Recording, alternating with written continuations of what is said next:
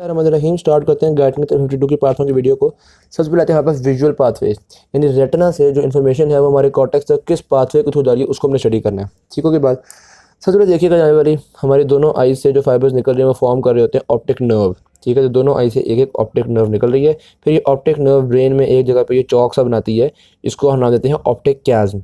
Optic कैज्म में कुछ fibres हैं वो डीकोशेड कर जाते हैं, यानी क्रॉस करके दूसरे पे चले जाते हैं, और कुछ फाइबर्स नहीं करते, यानी कि अपनी साइड पे ही रहते हैं। ओके हो गई बात। अच्छा, फिर ऑप्टिक कैज्म से इसी तरह से दो ट्रैक्स निकल रहे हैं जिनको हम नाम देते हैं ऑप्टिक ट्रैक, जो कि आपके पास थैलेमस में रिले करते हैं और फिर थैलेमस से होते हुए आपके कॉर्टेक्स में चले जाते हैं। अब मैं थोड़ा सा यहाँ पे आपको बताता हूँ कि कौन से फाइबर्स डीकोशेड करते हैं और थोड़ा सा इस चीज़ को हमें समझना है। बेसिकली ये जो आपका रेटिना है ना, इसको आप दो पार्ट्स में डिवाइड कर सकते हैं। कौन कौन से दो पार्ट्स हैं? एक, दोनों आइज़ का जो बाहर वाला पोर्शन होता है, जो लेटरल पोर्शन होता है, उसको हम नाम देते हैं temporal portion of the retina. इसका ये टेम्पोरल पोर्शन है, इसका ये टेम्पोरल पोर्शन है। और दूसरा जो दोनों आइज़ का दरमियान वाला पोर्शन होता है, अंदर वाला पोर्शन होता है, मीडियल वाला पोर्शन होता है, नाक की तरफ वाला पोर्शन होता है, उसको हम नाम देते हैं nasal portion of the retina.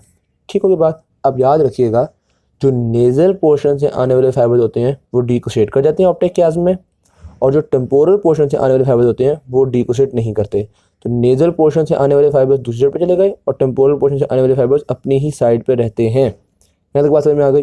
तो ये जो ऑप्टिक ट्रैक्ट है, इसमें हम कहते हैं कि दोनों आई से फाइबर्स आ रहे हैं, अपनी ही आई के टेम्पोरल पोर्शन से फाइबर्स आ रहे होते हैं और दूसरी साइड के आई के नेज़ल पोर्शन से फाइबर्स आ रहे होते हैं। सही।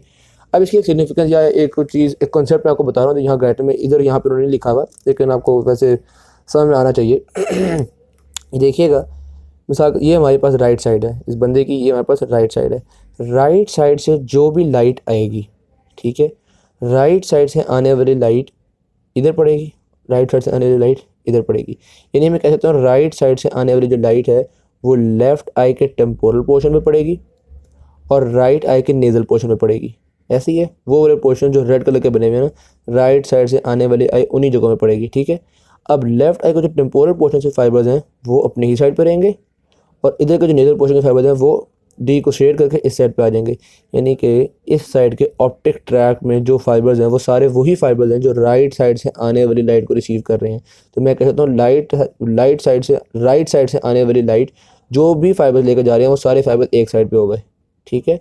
और लेफ़्ट साइड से आने वाली जो लाइट थी वो लेफ़्ट आई के नेज़ल पोर्शन पे और राइट आई के टेम्पोरल पोर्शन पे, और ये जो लेफ्ट आई का नेज़ल पोर्शन ये आपको पता है डीकोशेड करके दूसरी तरफ चला जाता है। तो आप कह सकते हैं कि लेफ्ट साइड से जितनी भी लाइट आ रही थी वो जो इस साइड के थे वो डीकोशेड करके चले गए, जो इस साइड के थे वो इस साइड पर रहे, उन सारों ने मिल के राइट साइड का ऑप्टिक ट्रैक फॉर्म कर दिया। तो लेफ्ट साइड के यानी इस साइड के ऑप्टिक ट्रैक में राइट साइड से आने वाली लाइट के तमाम सिग्नल्स जा रहे हैं, और इस साइड के ऑप्टिक ट्रैक में लेफ्ट साइड से आने वाली लाइट के तमाम सिग्नल्स जा रहे हैं। मैं इसको इस तरह से भी कह सकता हूँ कि अगर आप एक साइड के विजुअल कॉर्टेक्स को ख़त्म कर दें, एक साइड के विजुअल कॉर्टेक्स को तबाह कर दें, तो क्या होगा? एक साइड पे नजर आना, दोनों आंखों का कुछ पोर्शन काम करेगा, कुछ पोर्शन काम नहीं करेगा। ठीक है। चल दोनों आंखें रही हैं, क्योंकि दोनों आंखों के कुछ फाइबर आपको पता नहीं इस साइड पे आए हुए हैं, लेकिन ये दोनों आंखें राइट साइड पे नहीं देख सकेंगी, क्योंकि इसका जो राइट साइड पे देखने वाला पोर्शन था वो भी गया, और इसका जो इधर देखने वाला पोर्शन था वो भी गया। सही होगी बात। तो ये थोड़ा सा आपको कॉन्सेप्ट यहाँ पे समझ में आ जाएगा। ऑप्टिक ट्रैक जो है वो दोनों आई से फाइबर ला रहा होता है, उसके पास दोनों आई से फाइबर आए होते हैं, और वो किस तरह के डायरेक्शन थोड़ी सी मैंने आपको बता दी है। ये जो मैंने लाइट वाला कॉन्सेप्ट डिस्कस किया, ये अभी आपको नहीं भी समझ आता तो खैर है, यहाँ पे गाइड में उन्होंने डिस्कस नहीं किया, लेकिन क्लिनिकली ये थोड़ा आगे जाकर ये इंपॉर्टेंट चीज़ है वैसे। ऑल राइट, मज़ीद देखते हैं जनाब वाली, ये जो हमारे पास फॉर्म हुई थी ऑप्टिक नर्व, फिर ऑप्टिक कैज्म, फिर ऑप्टिक कैज्म से निकले हमारे पास ऑप्टिक ट्रैक्स। ये ऑप्टिक ट्रैक थैलेमस में रिले किए। थैलेमस के कौन से पोर्शन में रिले करते हैं? Dorsal lateral geniculate nucleus of thalamus. ठीक है, dorsal lateral geniculate nucleus of thalamus. यहाँ पे हमारे पास ये वाले पहले जो न्यूरॉन्स चल रहे थे वो टर्मिनेट कर गए, और यहाँ पे दूसरे न्यूरॉन्स स्टार्ट हो जाते हैं। ये दूसरे न्यूरॉन्स पहुँचते हैं हमारे विजुअल कॉर्टेक्स तक। जो विजुअल कॉर्टेक्स है ये हमारे ब्रेन में एक कैल्कराइन फिशर होता है, उसके पास जा रहे होते हैं। ठीक है। तो चूंकि ये जो फाइबर्स हैं ये जेनिकुलेट बॉडी से कैल्कराइन फिशर तक पहुंच रहे हैं, तो इन फाइबर्स को हम जेनिकुलो कैल्कराइन फाइबर्स भी कहते हैं। ठीक है। तो यहाँ पे जो बहुत सारे जेनिकुलो कैल्कराइन फाइबर्स हैं, ये एक जो ट्रैक फॉर्म कर रहे हैं, इसको हम नाम क्या दे रहे हैं? ओवरऑल इसको नाम देते हैं हम ऑप्टिक रेडिएशन, और इनके फाइबर्स को नाम देते हैं जेनिकुलो कैल्कराइन फाइबर्स। दोनों के बाद ये तो हमने एक मोटा मोटा पाथ से पढ़ लिया कि किस तरह से इन्फॉर्मेशन हमारी आई से पहुंची कॉर्टेक्स तक। लेकिन इंटरेस्टिंग बात यह है कि इन्फॉर्मेशन आई से कॉर्टेक्स के अलावा और भी जगहों पर जाती है। क्यों? क्योंकि आइज़ के असल में बहुत सारे फंक्शन हैं। जिस तरह मिसाल के तौर पे इंफॉर्मेशन थैलेमस में जाने की बजाय थोड़ी बहुत सुप्रा कियास्मेटिक न्यूक्लियस में चली जाती है। यहाँ पे क्यों जाती है? हाइपोथैलेमस के इस पोर्शन में क्यों जाती है? सर्केडियन रिदम्स के लिए, ठीक है। वो जो आपका स्लीप वेक साइकिल होता है उसमें आपको, क्योंकि आइज़ बताती है ना भाई दिन हो गया रात हो गया, उसके हिसाब से आपका स्लीप वेक साइकिल डेवलप होता है। तो स्लीप वेक साइकिल को डेवलप करने के लिए थोड़ी बहुत इन्फॉर्मेशन हम सुप्रा कियास्मेटिक न्यूक्लियस में भी भेज रहे हैं, थोड़ी बहुत इन्फॉर्मेशन हम प्री टेक्टल न्यूक्लिया में भी भेज रहे हैं। यहाँ पे क्यों भेज रहे होते हैं? ताकि जो भी चीज़ इंपॉर्टेंट है हमारी आई उसी पे फोकस कर सके, ठीक है। मुख्तलिफ रिफ्लेक्सेस है हमारी आइज़ की, आपको पता है जो चीज़ आपको अहम लग रही होती है, जिस पे आप गौर करना चाह रहे होते हैं, उसी पे आपकी आइज़ फोकस करती हैं। फिर इसी तरह से कुछ इन्फॉर्मेशन भेजते हैं हम सुपीरियर कॉलिकुलस में, ये हमारी आइज़ की रैपिड मूवमेंट को कंट्रोल करती हैं। जिस तरह मिसाल के तौर पे अगर आपके पाँव पे कोई सुई चुभे तो फौरी तौर पे आपकी नज़र आपके पाँव की तरफ जाती है, यार यहाँ पे क्या हुआ है, ठीक है। या आपको राइट साइड से कोई धमाके की आवाज़ है, फौरी तौर पे राइट साइड पे देखते हैं, ठीक। तो ये सारा कुछ आपको सुपीरियर कॉलिकुलस कर रहा है। नेक्स्ट फिर आता है आपके पास कुछ इन्फॉर्मेशन आई से जो आ रही होती है वो हम ventral lateral geniculate nucleus thalamus से भी भेजते हैं। मेनली कहाँ भेज रहे थे? डॉर्सल लैटरल जेनिकुलेट न्यूक्लियस के पास इन्फॉर्मेशन भेज रहे थे। कुछ इन्फॉर्मेशन हम वेंट्रल लैटरल जेनिकुलेट न्यूक्लियस के पास भी भेजते हैं, ये भी हमारे पास दूसरे फंक्शन में इन्वॉल्व है। ठीक है बात, तो हम कह सकते हैं कि हमारे पास यहाँ पे दो तरह के सिस्टम मौजूद हैं, एक ओल्ड सिस्टम है, एक न्यू सिस्टम है। न्यू सिस्टम क्या है कि जो इन्फॉर्मेशन है वो आपके पास थैलेमस के डॉर्सल लैटरल जेनिकुलेट न्यूक्लियस से होते हुए विजुअल कॉर्टेक्स तक पहुँच रही है, ये हमारे पास न्यू सिस्टम, एडवांस सिस्टम। और ओल्ड सिस्टम क्या है कि जो आंखों से आने वाली इन्फॉर्मेशन है वो मुख्तलिफ मिड ब्रेन के पोर्शंस में और मुख्तलिफ फोर ब्रेन के जो नीचे वाले पोर्शन हैं उन पे पहुँचे, जिस तरह सुपीरियर कॉलिकुलस हो गया, प्रीटेक्टल न्यूक्लिया हो गया और ये वो फलाना फलाना, ये हमारे पास एक ओल्ड सिस्टम है, प्रिमिटिव सेंसेशन के लिए सिस्टम है। ठीक हो गई बात। जो न्यू सिस्टम है वो आपको क्या नज़र आ रहा है इस चीज़ में रोल प्ले करता है, और जो ओल्ड सिस्टम है वो आंखों के मुताबिक किनेटिज्म को करना, आंखों के रिफ्लेक्सेस को करना, इस तरह की चीज़ में इन्वॉल्व है। वैसे कुछ एनिमल्स में ये ओल्ड सिस्टम ही देखने में भी इन्वॉल्व होता है। हमारे तो देखने में क्या नज़र आ रहा है इस चीज़ में तो ये विजुअल कॉर्टेक्स इन्वॉल्व है ना। कुछ एनिमल्स में ये जो सुपीरियर कॉलिकुलस होता है वो सुपीरियर कॉलिकुलस की वजह से, हम तो सिर्फ आइज़ की मूवमेंट को कंट्रोल करते हैं सुपीरियर कॉलिकुलस से, तो कुछ एनिमल सुपीरियर कॉलिकुलस की वजह से देख भी लेते हैं। गुड हो गई बात। खैर हमारे पास देखने के लिए एक न्यू सिस्टम मौजूद है जो कि कॉर्टेक्स तक जा रहा है। यहाँ तक बात समझ में आ गई। अब हम देखते हैं ये जो रिले की है इन्फॉर्मेशन, यानी कि न्यू सिस्टम में जो दरमियान में dorsal lateral geniculate nucleus of thalamus आया था, इस न्यूक्लियस का क्या काम है। ठीक है, दो मेन फंक्शन होते हैं इस न्यूक्लियस के। नंबर एक तो ये रिले सेंटर है। रिले सेंटर का मतलब होता है एक तरह से इन्फॉर्मेशन ले रहा है आगे भेज रहा है, लेकिन ये रिले सेंटर बहुत ही एक्यूरेट होता है। यहाँ पे बहुत ज़्यादा स्पेशल एक्यूरेसी होती है। ये लिखा हुआ उन्होंने टर्म लिखी हुई है, high degree of special fidelity. Fidelity का मतलब एक्यूरेसी। क्या मतलब है एक्यूरेसी का? ये जो है ना ये बड़ा हिसाब किताब रखता है कि यार फ़लानी जो मुझे फाइबर्स हैं या फ़लाना जो मुझे सिग्नल है वो रेटिना के फ़लाने पोर्शन से आया है, ये एज इट इज़ ही आगे ब्रेन को पहुंचाता है। ऐसे नहीं है कि रेटिना के जिस भी पोर्शन से आया ये बार आगे सिग्नल भेजता है यार मुझे कोई ना कोई इन्फॉर्मेशन आई है, तो ये तो आपको पता नहीं। आपको एक नज़र आ जाएगा कि ये ग्लास पड़ा हुआ है, लेकिन पता नहीं चलेगा राइट साइड पे पड़ा हुआ है कि लेफ्ट साइड पे किधर पड़ा हुआ है। ठीक है, तो ये ऐसी बात नहीं है। ये जो थैलेमस का ये पोर्शन है ये बहुत एक्यूरेसी के साथ ब्रेन को बताता है कि यार ये जो मुझे नर्व फाइबर है ना ये रेटिना के फ़लानी जगह से आए हैं, ये जो सिग्नल है ये रेटिना के फ़लानी जगह से आए हैं। तो बिल्कुल स्पेस के मुताबिक बिल्कुल एग्जैक्ट एक्यूरेसी रखता है ये। डन होगी बात। तो दूसरी चीज़ देखिएगा, एक साइड की जो लैटरल जेनिकुलेट बॉडी है वो कुछ फाइबर्स अपनी साइड की आई से रिसीव कर रही है, यानी अपनी आई के टेम्पोरल साइड से रिसीव कर रही है, और कुछ फाइबर्स दूसरी साइड के आई से रिसीव कर रही है। तो ये इसमें भी हिसाब किताब रखता है, इन दोनों को आपस में मिक्स नहीं कर देता। ये ब्रेन को बताता है यार ये मुझे इस साइड से आया है और ये मुझे इस साइड से आया है। इसको बताने के लिए क्या है जो हम हमारे पास ये जो लैटरल जेनिकुलेट बॉडी है या डॉर्सल लैटरल जेनिकुलेट न्यूक्लियस है, एक ही बात है। ठीक है, डॉर्सल लैटरल जेनिकुलेट न्यूक्लियस को हम लैटरल जेनिकुलेट बॉडी भी कहते हैं। अब ये जो लैटरल जेनिकुलेट बॉडी है इसके पास तकरीबन 6 लेयर्स होती हैं। लेयर नंबर 2, 3, 5 ये 3 लेयर्स इसने रखी होती हैं अपनी साइड के आई के लिए, यानी अपनी साइड के आई के टेम्पोरल पोर्शन के लिए, और लेयर नंबर 1, 4, 6 ये 3 लेयर्स उसने रखी हुई होती हैं ऑपोजिट आई के लिए। ठीक है, तो जब भी लेयर नंबर 2, 3, 5 में स्टिमुलेशन होगी इसको पता चल जाएगा कि यार मेरे साइड के आई से कुछ सिग्नल आ रहे हैं, और जब भी लेयर नंबर 1, 4, 6 में कुछ स्टिमुलेशन होगी इसको पता चलेगा ऑपोजिट आई से आ रहे हैं। ठीक है, तो यानी ये भी हिसाब रखता है कि रेटिना के कौन से पोर्शन से आ रहे हैं, और ये भी हिसाब रखता है कि कौन सी आई से सिग्नल्स आ रहे हैं। डाउनलोड के बाद ऐसे सिग्नल्स को मिक्स नहीं करते, बड़ा हमने ज़बरदस्त किस्म का सिस्टम रखा हुआ है। तो हमने कहा था कि ये जो लैटरल जेनिकुलेट न्यूक्लियस है इसके दो फंक्शन होते हैं। पहला फंक्शन रिले फंक्शन जिसमें इसकी बहुत हाई एक्यूरेसी है। दूसरा फंक्शन है इसका गेटिंग फंक्शन, यानी कि ये कंट्रोल कर रहा होता है कि हमारे कॉर्टेक्स के पास कितने सिग्नल जाने चाहिए। ज़्यादा सिग्नल तो नहीं जा रहे, कम सिग्नल तो नहीं जा रहे, ये कैसे कंट्रोल करता है, इसको कैसे पता चलता है कि एक सिग्नल कम भेजने की ज़रूरत है। बेसिकली इसके पास आते हैं कॉर्टिकोफ्यूगल फाइबर्स और फाइबर्स आते हैं रेटिकुलर एरियाज ऑफ मेसेंसेफेलॉन से। ये दोनों फाइबर्स इसको बताते हैं कि यार आजकल थोड़ा बढ़ाने की ज़रूरत है, थोड़ा घटाने की ज़रूरत है। जिस तरह मिसाल के तौर पे जो कॉर्टिकोफ्यूगल फाइबर्स हैं ये हमारे कॉर्टेक्स से आते हैं, ठीक है। तो अगर कॉर्टेक्स में बहुत ज़्यादा लाइट आ रही है या बहुत ज़्यादा सिग्नल्स आ रहे हैं तो ये फाइबर्स थैलेमस के पास आएंगे, कहेंगे यार जरा हाथ हौला रखो, बहुत सिग्नल आ रहे हैं, थोड़े कम सिग्नल भेजो, ठीक है। और इसी तरह से अगर कम सिग्नल आएंगे तो इसको तो यानी कि ये गेटिंग का फंक्शन भी रोल प्ले करता है। ये देखता है कि यार आगे थोड़े सिग्नल भेजो कि ज़्यादा सिग्नल भेजूँ, कितने सिग्नल भेजने चाहिए, ये वाला फंक्शन भी कर रहा है। और इस फंक्शन में इसको हेल्प कौन कौन कर रहा है, एक तो corticofugal fibres from the cortex और दूसरा fibres from the reticular area of mesencephalon. Done होगी बात। अच्छा, फिर हमने एक और तरह की भी डिवीजन देखनी है। डॉर्सल लेटरल जेनिकुलर न्यूक्लियस होता है, इसमें एक और तरह की भी डिवीजन होती है। वो क्या, हम ये बात तो डिस्कस कर चुके हैं कि इसके अंदर 6 लेयर्स होती हैं। लेयर नंबर 2, 3, 5 अपनी साइड की आई के लिए, लेयर नंबर 1, 4, 6 दूसरी साइड की आई के लिए। इन लेयर्स में एक और डिवीजन भी है। ये जो लेयर नंबर 1 और लेयर नंबर 2 होती है ना, यानी पहली 2 लेयर्स, इनको हम कहते हैं मैग्नोसेलुलर लेयर्स। ये लेयर्स आपको याद होगा हमने पिछले चैप्टर में मैग्नोसेलुलर सेल्स पढ़े हुए चैप्टर 51 में, ठीक है। ये लेयर्स मैग्नोसेलुलर सेल से ही इन्फॉर्मेशन ले रही होती हैं। जो एम रेटिनल सेल्स होते हैं उनसे इन्फॉर्मेशन ले रही होती हैं। ये बहुत ही रैपिडली कंडक्टिंग होते हैं। ये कलर ब्लाइंडनेस होती है इसमें, यानी कि ये सिर्फ ब्लैक एंड वाइट का ही बता रहे होते हैं, बहुत ज़्यादा कलर्स के बारे में नहीं बता रहे होते। और दूसरा इसमें पॉइंट टू पॉइंट ट्रांसमिशन भी पुअर होती है। यानी कि जो हमारे पास पहली 2 लेयर्स हैं, ये दोनों लेयर्स रैपिड ट्रांसमिशन में रोल प्ले करेंगी कि फौरी तौर पे सिग्नल भेज देती हैं। कलर पे गौर नहीं करती, कलर के सिग्नल नहीं भेजती, ना ही ये बहुत ज़्यादा एक्यूरेसी और बहुत ज़्यादा क्लियर सिग्नल भेजती हैं, लेकिन फौरी तौर पे सिग्नल भेज देती हैं। ठीक है बात। तो ये रैपिड होते हैं, कलर ब्लाइंड होते हैं और पॉइंट टू पॉइंट ट्रांसमिशन करते हैं, यानी कि sorry point two point transmission poor है, यानी कि इतनी एक्यूरेसी नहीं है इनमें। जबकि जो बाकी लेयर्स हैं आपकी, लेयर नंबर 3, 4, 5, 6, ये होती हैं आपके पास पैरासेलुलर लेयर्स। ये यानी कि जो आपके रेटिना के पी सेल्स होते हैं वहाँ से इन्फॉर्मेशन ले रही होती है। ये ऑल्दो थोड़ी सी स्लो सिग्नल भेजती है, ब्रेन तक थोड़ी देर बाद पैगाम पहुँचाते हैं, लेकिन ये पूरे कलर के बारे में भी बता रहे होते हैं, पूरी एक्यूरेसी के बारे में बता रहे होते हैं, ठीक है। तो ये जो आपके पास लेयर 1 और 2 हैं ये मैग्नोसेलुलर लेयर्स हैं। अब यानी कि अगर अपनी साइड के आई से एम सेल से सिग्नल आ रहे होंगे तो वो आपकी लेयर नंबर 2 पे जाएंगे, दूसरी साइड से एम सेल से आ रहे होंगे तो वो लेयर नंबर 1 पे जाएंगे। ठीक हो गई बात।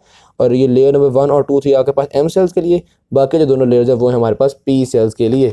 ये एम सेल्स, ये इतनी रैपिड इन्फॉर्मेशन क्यों ज़रूरी होती है, ये खासतौर पे किसी चीज़ पे फोकस करने के लिए भी ज़रूरी होती है। इसकी सिग्निफिकेंस आगे जाके हम जब फिक्सेशन वगैरह पढ़ेंगे ना तो वहाँ पे भी पता चलेगी।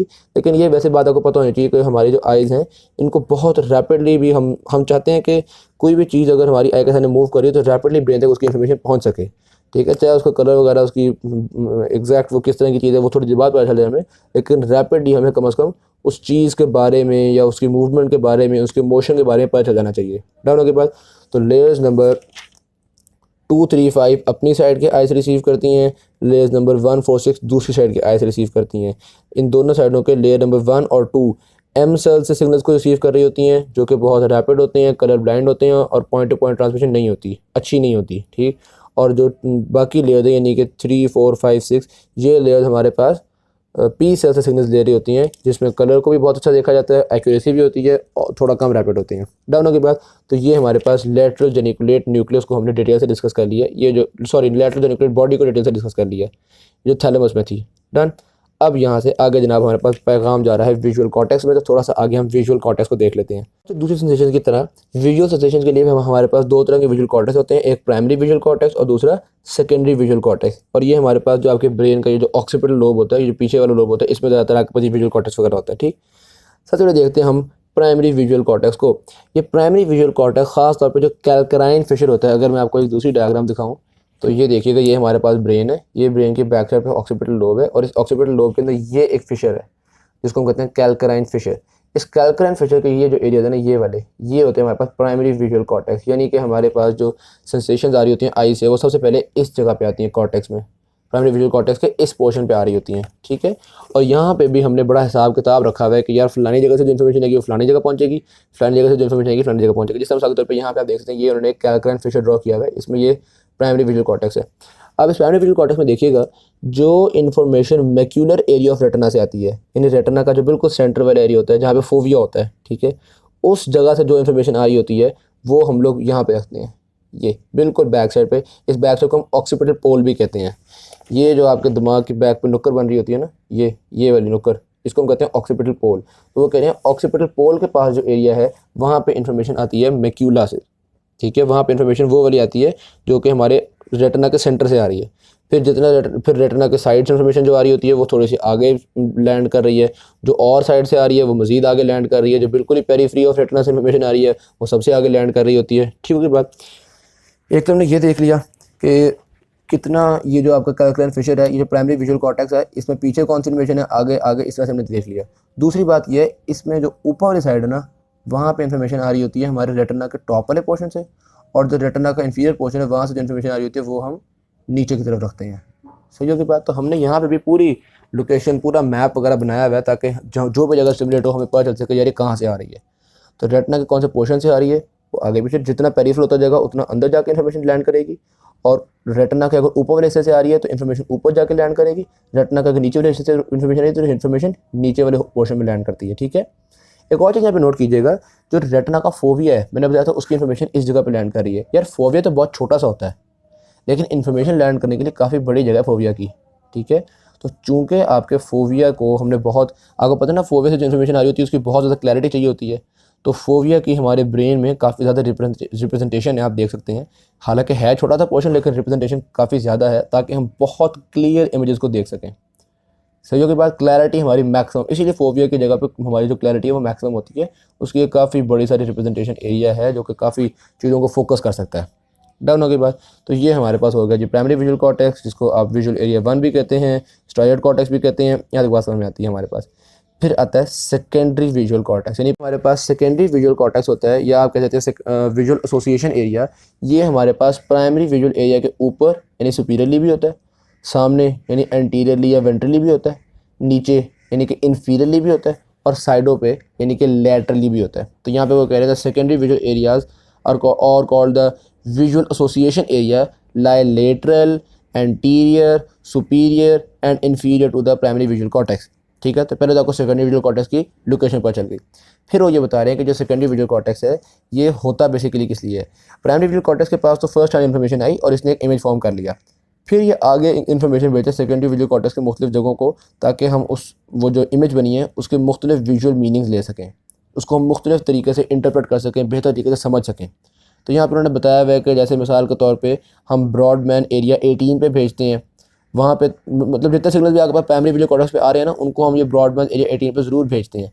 वहाँ पे फर्दर चीज़ें प्रोसेस होती हैं, उनके बारे में कुछ बातें समझ में आती हैं, हम कहते हैं गुड हो गई बात। फिर इसी तरह से और भी एरियाज़ हैं हमारे पास, V3 है, V4 है, करते करते कुछ 12 से ज़्यादा एरियाज है सेकेंडरी विजुअल कॉर्टेक्स में जहाँ पे हम सिग्नल्स को भेजते रहते हैं। ठीक है। और जैसे जैसे सिग्नल्स मुख्तलिफ जगहों पर जाते रहते हैं, मज़ीद उनकी इन्फॉर्मेशन जो है वो बता रहे हैं आर प्रोग्रेसिवली डायसेक्टेड एंड एनालाइज्ड। यानी कि पहले तो प्राइमरी विजुअल कॉर्टेक्स में आई और एक इमेज बन गई, फिर हम उसको आगे से आगे भेजते गए हमें पता चलता रहा, हम उस इमेज के बारे में मुख्तलिफ चीज़ें हमें समझ में आती रही। ये तस्वीर मुझे बड़ी पसंद है, ये तो फलाना बंदा है, ये तो बंदा मुझे याद है, इसकी शक्ल मैं पहचानता हूँ, या इस तरह के ना मुख्तलिफ आप फिर उस इन्फॉर्मेशन को मज़ीद उसकी कैटेगराइजेशन और उससे आप बहुत सी चीज़ें निकालते रहते हो। ठीक है। तो ये आपके पास सेकेंडरी विजुअल एरिया का फंक्शन हो गया। डाउन होने के बाद नेक्स्ट हमारे पास देखते हैं कि जो हमारे पास विजुअल कॉर्टेक्स है इसकी भी कुछ लेयर्स होती हैं। वैसे तो ब्रेन में सारे जो कॉर्टेक्स है ना उसकी 6 लेयर्स होती हैं। यहाँ पर भी हमारे पास जो विजुअल कॉर्टेक्स है इसकी हमारे पास 6 लेयर्स हैं। वो लेयर्स देखिएगा जिस तरह से ये आपके पास, मैं कहता हूँ ये विजुअल कॉर्टेक्स है तो इसकी लेयर्स होती हैं आपके पास layer 1, layer 2, layer 3, layer 4, layer 5, layer 6। Down होने के बाद सारी जो सेंसरी इन्फॉर्मेशन आ रही होती है वो यूजुअली आ रही होती है लेयर 4 पे, जो मैंने यहाँ पे ब्लैक कलर की बनाई हुई है। ठीक है। तो सेंसरी इन्फॉर्मेशन किस लेयर पे आ रही है, लेयर नंबर 4। यहाँ तक बात समझ में आ गई। पहले ही आपने देख चुके हुए हैं कि हम अपनी इन्फॉर्मेशन को बड़ा अच्छा कैटेगराइज रखते हैं ताकि ब्रेन को सारा पता हो कौन सी इन्फॉर्मेशन कहाँ से आ रही है। रेटिना के ऊपर वाले पोर्शन से कि नीचे वाले पोर्शन से, उसके लिए प्राइमरी कॉर्टेक्स का ऊपर वाला या नीचे वाला ऐसा था। फिर इसी तरह से रेटिना के दरमियान से आ रही है कि या रेटिना के पेरिफेरल पोर्शन से। ठीक होगी बात। अब हमने देखना है कि एम सेल से आ रही है या पी सेल से आ रही है, इसको भी तो डिफ्रेंशिएट करना चाहिए ना भाई। लैटरल जेनिकुलेट न्यूक्लियस ने एम सेल्स और पी सेल से आने वाली इन्फॉर्मेशन को अलग अलग रखा था, अलग अलग लेयर्स रखी थी। अब आगे ब्रेन में उनको मिक्स तो नहीं ना करना, तो यानी कि ब्रेन में भी एम सेल्स की इन्फॉर्मेशन के लिए कोई और जगह होनी चाहिए और पी सेल्स के लिए कोई और जगह होनी चाहिए। लेकिन मैं तो कह रहा हूँ सारी इन्फॉर्मेशन आपकी लेयर 4 में आ जाती है। तो बेसिकली लेयर 4 की भी फर्दर लेयर्स होती हैं। ये आप देख सकते हैं हमारे पास लेयर 1, 2, 3, 4, 5, 6 है। इस लेयर 4 की भी फर्दर लेयर्स हैं, A, B, C, alpha, C, beta. तो जो एम सेल से इन्फॉर्मेशन आ रही होती है, जो magnocellular layer of lateral geniculate body में थी, वो आती है लेयर 4 के C अल्फा में। सही होगी बात। और जो पी सेल से इन्फॉर्मेशन आ रही होती है वो आती है हमारी लेयर 4 के सी बीटा में और लेयर 4 के ए में, यानी लेयर 4 की सबसे ऊपर वाली लेयर में और लेयर 4 की सबसे नीचे वाली लेयर में। सही होगा बात। तो लेयर 4 के कौन सी जगह पे इन्फॉर्मेशन आ रही है, इससे हमें पता चल जाएगा कि ये एम सेल से आ रही है या पी सेल से आ रही है। यहाँ तक बात समझ में आ गई। ये बात थी जो यहाँ पर उन्होंने सारी एक्सप्लेन की हुई थी। नेक्स्ट वो डिस्कस कर रहे हैं, हमारे पास वर्टिकल न्यूरल कॉलम्स भी होते हैं विजुअल कॉर्टेक्स के अंदर।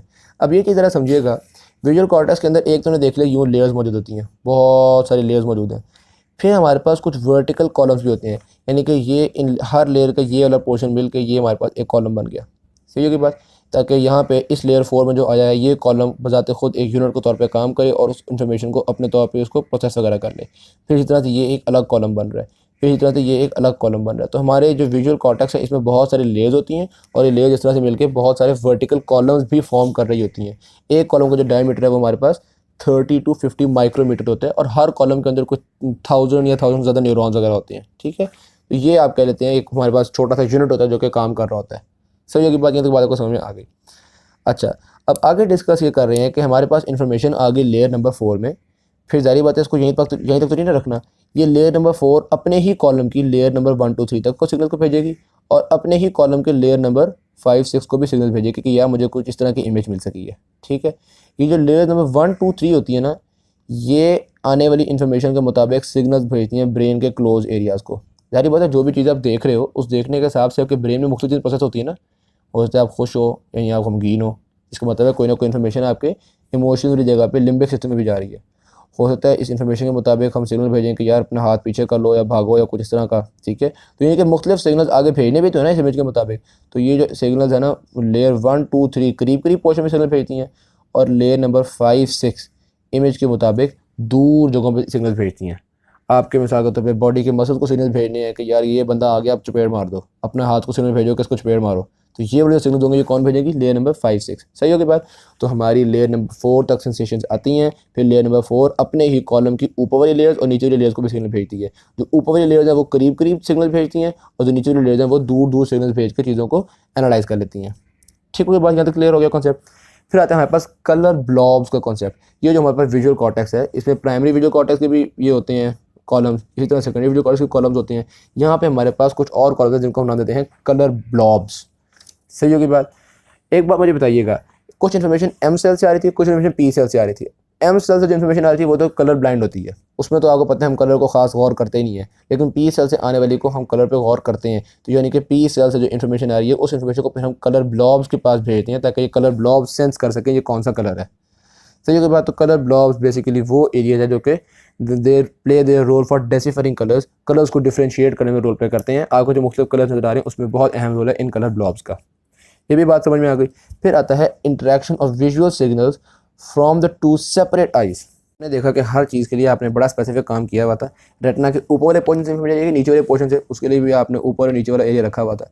रेटिना के दरमियान से इन्फॉर्मेशन आ रही है पेरिफेरल पोर्शन से, उसके लिए भी आपने कोई ना कोई जुगाड़ किया हुआ था। एम सेल से इन्फॉर्मेशन आ रही है या पी सेल्स के लिए से उसके लिए भी आपने मुख्तलिफ लेयर्स रखी हुई थी। और राइट आई से आ रही है लेफ्ट आई से आ रही है, इसको नहीं सेंस करना आपने, सारी वजह सेंस करना है। तो इसको सेंस करने के लिए हमारा ये जो कॉलम्स होते हैं या ये जो लेयर 4 होती है इसके पैचेस बनाए हुए हैं। मिसाल के तौर पे ये देखो, ये हमारे पास आ गई जनाबे वाली 6 लेयर्स। सही होगी बात। हम कहते हैं जी यहाँ से लेके यहाँ तक का जो पोर्शन है ना ये होगा हमारे पास राइट आई के लिए, फिर यहाँ से लेकर यहाँ तक का पोर्शन लेफ्ट आई के लिए, फिर ये पोर्शन राइट आई के लिए, फिर यहाँ तक का पोर्शन लेफ्ट आई के लिए। तो यानी कि राइट आई और लेफ्ट आई के जो पोर्शन है वो हमारे पास अल्टरनेट कर रहे होते हैं। हर पोर्शन के अंदर बहुत सारे कॉलम्स होंगे, याद है वर्टिकल कॉलम हमने डिस्कस किए थे। तो हर पोर्शन में बहुत सारे वर्टिकल कॉलम्स भी होंगे, बहुत सारे वर्टिकल कॉलम्स मिलके राइट आई का एरिया बनते हैं, फिर लेफ्ट आई का एरिया बनते हैं, फिर थोड़ा सा राइट आई का एरिया, फिर लेफ्ट आई का एरिया। तो इस तरह से ये अल्टरनेट तौर पे मौजूद होते हैं। अब हमें पता है कि यार यहाँ पे और यहाँ पे जो सिग्नल आ रहे हैं वो हमारे पास राइट आई से आ रहे होंगे और यहाँ पे जो सिग्नल आ रहे हैं वो लेफ्ट आई से आ रहे होंगे। ये क्या फ़ायदा है इस चीज़ को देखने का कि राइट आई से आए लेफ्ट आई से आ रहे हैं, इनको मिक्स भी नहीं कर देते। बड़ा फ़ायदा, दो फ़ायदे होते हैं आपके पास। पहला फ़ायदा तो ये है हम अपनी एडजस्ट द डायरेक्शनल गेज एक ही जगह पे घूरते हैं। हमारी जो ब्रेन है वो सेंस कर लेता है कि राइट आई और लेफ्ट आई से एक ही जैसा इमेज आ रहा है, फ़र्क आ रहा है। अगर फ़र्क आ रहा हो तो वो कहता है ओए अल्लाह के बंदे, राइट आई तो वो राइट साइड पर गाड़ी को देख रही है, तुम भी गाड़ी को देखो। ठीक है, तो दोनों आइज़ की डायरेक्शन सेम कर देते हैं हम। तो ये तो पता है कि आइज़ एक दूसरे से इख्तलाफ ना करना शुरू हो जाए, एक ही तरफ देखें। डन। और दूसरा फ़ायदा इसका होता है आपके पास स्टीरियोप्सिस में। स्टीरियोप्सिस आपको पता है, हमने चैप्टर नंबर 50 में डिस्कस किया था। किसी भी चीज़ के डिस्टेंस को देखने के लिए हम देखते हैं कि दोनों आइज़ में उस चीज़ की इमेज कैसे बन रही है। अगर तो वो चीज़ बहुत ही करीब होगी तो उसकी इमेज राइट आई में और लेफ़्ट आई में थोड़ी बहुत डिफरेंट होगी, और अगर कोई चीज़ बहुत दूर होगी तो उसकी इमेज हमारी राइट आई और लेफ्ट आई में बिल्कुल सिमिलर होती है। ये स्टीरियोप्सिस एक डिटेल कॉन्सेप्ट है, जिसको यहाँ पे अगर कॉन्सेप्ट नहीं है तो चैप्टर नंबर 50 की वीडियो देख लीजिएगा। सही होगी बात। तो यानी कि हमने मुख्तलिफ एरियाज़ रखे हुए हैं राइट आई और लेफ्ट आई के लिए। क्यों रखे हुए हैं? ताकि एक तो हम स्टीरियोप्सिस कर सकें और दूसरे अपनी गेज़ को एक ही तरफ, एक ही डायरेक्शन में डाल सकें। ओके होगी बात।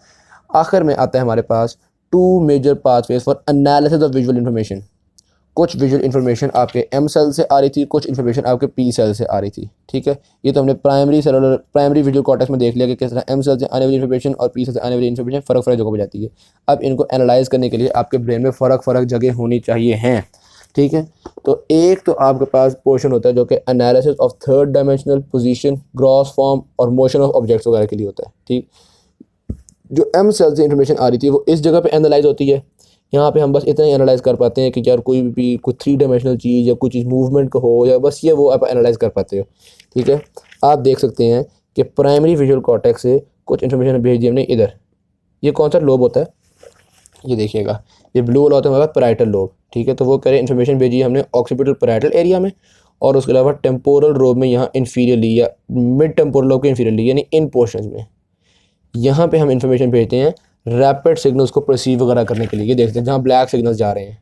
ठीक है, यहाँ पे हमने इन्फॉर्मेशन भेजी है, फॉर्म पर चल जाए, 3D पोजीशन पर चल जाए, मोशन वगैरह पर चल जाए, रैपिड इन्फॉर्मेशन यहाँ पे आती है।